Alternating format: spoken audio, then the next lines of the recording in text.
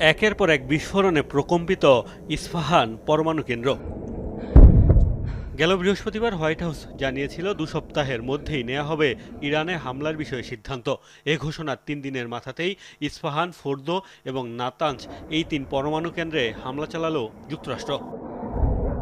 Situation room থেকে পুরো অভিযান পর্যবেক্ষণ করেন মার্কিন president Donald Trump.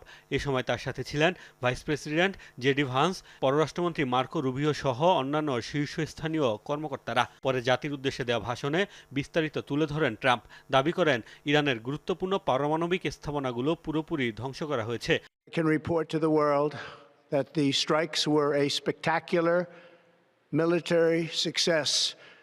Iran's key nuclear enrichment facilities have been completely and totally obliterated. মার্কিন সেনাবাহিনী ইরানের ফোর্দো, নাতাঞ্জ ও ইস্পাহান এই ৩টি গুরুত্বপূর্ণ পারমাণবিক স্থাপনায় নির্ভুল হামলা চালিয়েছে।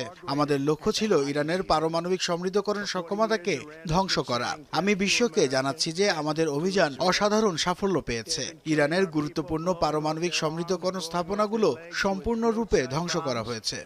That was their specialty. ইরানে এই অভিযানে বিশেষ বোমারু বিমান B-2 বোম্বার ব্যবহার করেছে যুক্তরাষ্ট্র, এমন তথ্য জানিয়েছে মার্কিন গণমাধ্যম। রিফুয়েলিং ছাড়াই ১১,০০০ কিলোমিটারের বেশি পথ পাড়ি দিতে পারে এই যুদ্ধবিমান। একই সাথে শত্রুর রাডার ফাঁকি দিতেও সক্ষম এটি। বিভিন্ন গণমাধ্যমের দাবি, হামলায় ব্যবহার করা হয়েছে ৬টি বাংকার বাস্টার বোমা। নিজ দেশের পারমাণবিক স্থাপনায় বিমান হামলার কথা নিশ্চিত করেছে ইরান। যুক্তরাষ্ট্রকে উপযুক্ত জবাব দেওয়ার ঘোষণাও দিয়েছে দেশটি। তাদের রাষ্ট্রীয় টেলিভিশনে হুমকি দেওয়া হয়েছে, মধ্যপ্রাচ্যে অবস্থানরত প্রত্যেক মার্কিনই এখন ইরানের টার্গেট। দেশটির ঘাঁটিসহ সব সামরিক ও বেসামরিক স্থাপনাকে লক্ষ্য বানানোর হুঁশিয়ারিও দিয়েছে তেহরান।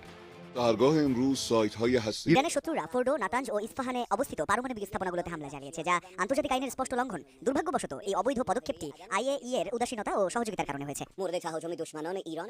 ইরান জানায় ধ্বংস হয়ে গেছে ফোর্দো পারমাণবিক স্থাপনার প্রবেশ ও বহির্গমন পথ। ক্ষয়ক্ষতি হয়েছে বাকি দুটোতেও। তবে এখন পর্যন্ত কোথাও তেজস্ক্রিয়তা ছড়িয়ে পড়েনি বলে নিশ্চিত করেছে তেহরান প্রশাসন।